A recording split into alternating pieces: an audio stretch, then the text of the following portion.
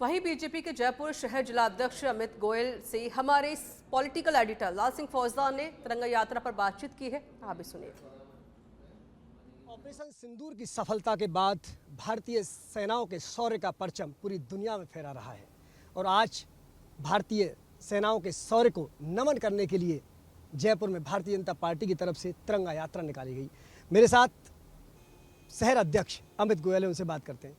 अमित जी, बहुत ही ऐसा पल मानो देशभक्ति की जो भावनाएं ज्वार ले रही थी।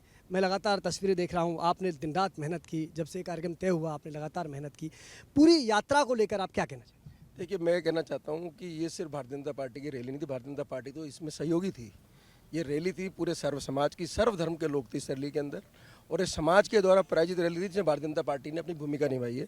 और भारतीय जनता पार्टी के हमारे सारे विधायक, हमारे सारे पार्षद, हमारे सांसद जी, हमारे मंडल अध्यक्ष, मोर्चों के अध्यक्ष, क्योंकि सभी हम राष्ट्रवादी पार्टी के लोग हैं। हमारी पहचान ऐसी है कि अगर हम चौराहे पर बिना बीजेपी के दुपट्टे के खड़े हो जाएं और 10 लोग नारे लगाना शुरू कर दे भारत माता की जय, वंदे मातरम, तो लोग बोलेंगे भाजपा ही है।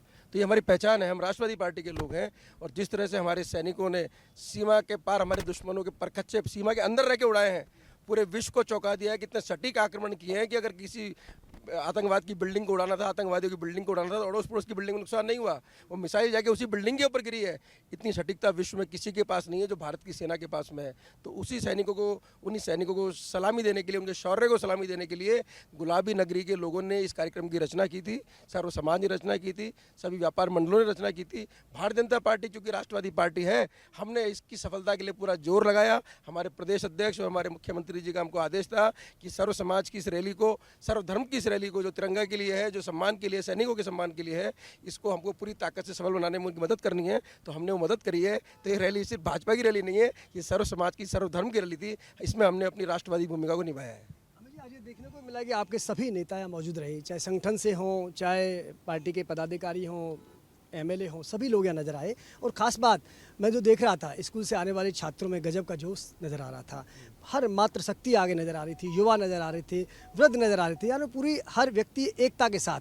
तो क्या ये संदेश है भारत का कि हम जब भी ज़रूरत पड़ेगी हमारे भारत की एकता और अखंडता सामने आएगी और हम मुँह तोड़ जवाब देंगे दुश्मन को? देखिए, 140 करोड़ लोग भारत में इस बात पर एक मत हैं कि भारत के दुश्मनों को जवाब देना है।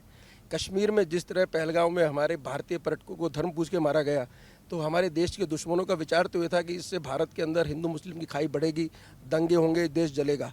लेकिन हमारे देश में सब जातियों ने, सब धर्मों ने इस विषय पर यह तय किया है कि हम देश के साथ में, देश की मिट्टी के साथ में है। हमारे आपसी झगड़े हम अपने निपटाएंगे, लेकिन अगर देश के ऊपर कोई आंख उठाएगा तो उस आंख को हम निकाल देंगे। तो सब ने मिलकर काम किया है। हमारे देखिए कैप्टन कर्नल सोफिया कुरैशी को देखिए, व्योमिका सिंह को देखिए, हमारे सेना अध्यक्षों को देखिए।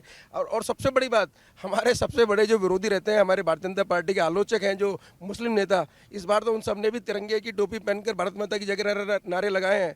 कारण यह है कि ये मामला देश का था, मामला देश का था। जब देश की बात आएगी, देश के अमन चैन की बात आएगी, देश की रक्षा की बात आएगी, तो 140 करोड़ भारतीय अपनी आपसी मतभेद बुला के, मनभेद बुला के एक साथ देश के दुश्मनों को जवाब देंगे। ये मैसेज पूरे देश ने इस बार पूरे विश्व को दिया है।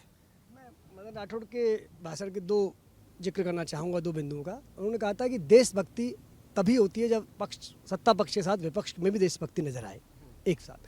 दूसरा, उन्होंने अपने उद्बोधन के अंत में कहा था कि हमने सभी को आमंत्रित किया था, लेकिन विपक्ष नहीं आए, आज नहीं तो कल उनको भी सद्बुद्धि आएगी। देखिए, निश्चित रूप से मैंने कहा ना कि क्योंकि ये रैली सर्व समाज की थी, सर्व धर्म की थी। भारतीय जनता पार्टी का कोई झंडा, कोई बैनर, कोई कमल का निशान आपने रैली में किसी के गले में दुपट्टा भी नहीं देखा होगा। कोई नारा, एक भी नारा भारतीय जनता पार्टी का नहीं लगा। एक भी कोई मुख्यमंत्री जी का, कोई हमारे प्रदेश अध्यक्ष जी का, किसी का नारा नहीं था। सिर्फ भारत माता की जय के नारे थे, हमारी आर्मी की जिंदाबाद के नारे थे। तो इसमें सबको लोगों को जुड़ना ही चाहिए था, जुड़ना चाहिए था। तो हमने उनको भी निमंत्रण दिया था, क्योंकि हम राष्ट्रवादी पार्टी के, आइए आप हम सब मिलकर एक मैसेज देंगे पूरे विश्व को कि जयपुर की जनता, जयपुर की सभी पार्टियां, जयपुर के सभी दल, जयपुर के सभी धर्म एक साथ हैं। क्योंकि जयपुर एक विश्व का बहुत सुंदर शहर है, विश्व के मानचित्र में जयपुर की एक पहचान है। जयपुर से जो संदेश जाता है वो पूरे भारत में जाएगा, पूरे विश्व में जाएगा। मैं समझता हूँ कांग्रेस ने उस सौभाग्य को खो दिया आज।